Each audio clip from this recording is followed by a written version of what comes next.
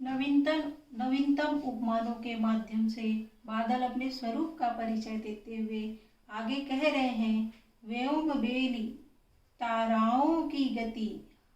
व्योम मने आकाश, बेली मने लता। हम आकाश की लता है। जिस प्रकार लताएं चारों ओर छा जाती हैं, उसी प्रकार हम भी आकाश में चारों ओर छा जाते हैं। ताराओं की गति, और आसमान में जो तारे हैं उनकी गति भी हम ही हैं। जब बादल दौड़ते हैं तो ऐसा प्रतीत होता है मानो तारे गति अर्थात दौड़ रहे हैं। चलते अचल, और हम बादल ही चलते हुए अचल अर्थात पर्वत है। गगन के गान, गगन के गीत भी हम ही हैं। हमारा गर्जना ही गगन के गान के समान है। हम अपलक तारों की तंद्रा, और हम अपलक दृष्टि से आसमान में नीचे की ओर देखते हुए तारों की तंद्रा अर्थात हल्की नींद है।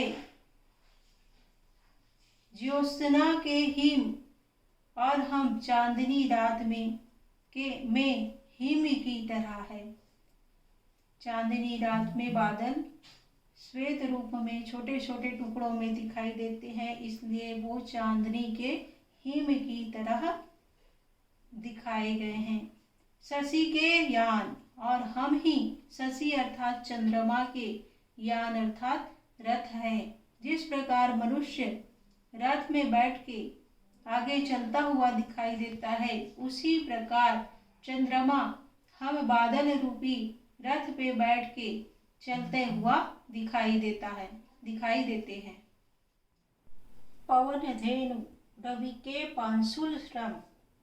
बादल आगे अपना परिचय देते हुए कह रहे हैं कि पवन धेनु, पवन मने वायु, धेनु मने गाय। हम हवा के गाय हैं। धेनु का अर्थात गाय का रंग भी श्वेत और श्याम होता है, काली और सफेद होती है। उसी तरह हम बादलों का रंग भी काला और सफेद होता है। जिस तरह धेनु को आगे खिसकाकर ग्वाल पीछे रहता है, उसी तरह पवन भी अपने झोंकों से हमें आगे बढ़ा के खुद पीछे रहता है। रवि के पांशुल श्रम, रवि अर्थात सूर्य, पांशुल अर्थात धूल धूसरित श्रम।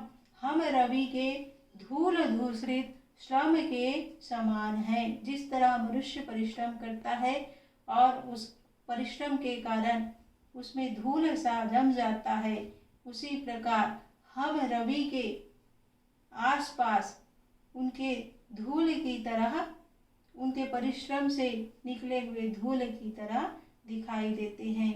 सलिल अनल के विरल वितान, और सलिल अर्थात जल, अनल अर्थात अग्नि, विरल अर्थात झीना, वितान अर्थात आवरण। हम ही जल और अग्नि के झीने आवरण की तरह हैं। व्योम पलक, व्योम अर्थात आकाश, पलक अर्थात आंखों की पलकें। हम व्योम की, आकाश की पलकों की तरह हैं। पलकों का रंग भी काला होता है और बादल का रंग भी काला होता है। जल खग, खग मने पक्षी। हम जल में विहार करने वाले पक्षी की तरह है। जिस तरह पक्षी जल में विहार करता है, उसी तरह हम बादल भी बरसते हुए जल में विहार करने से लगते हैं। बहते थल, और हम बादलों का जो श्वेत पुंज है वो ऐसा जान पड़ता है मानो बहते हुए थल की तरह है।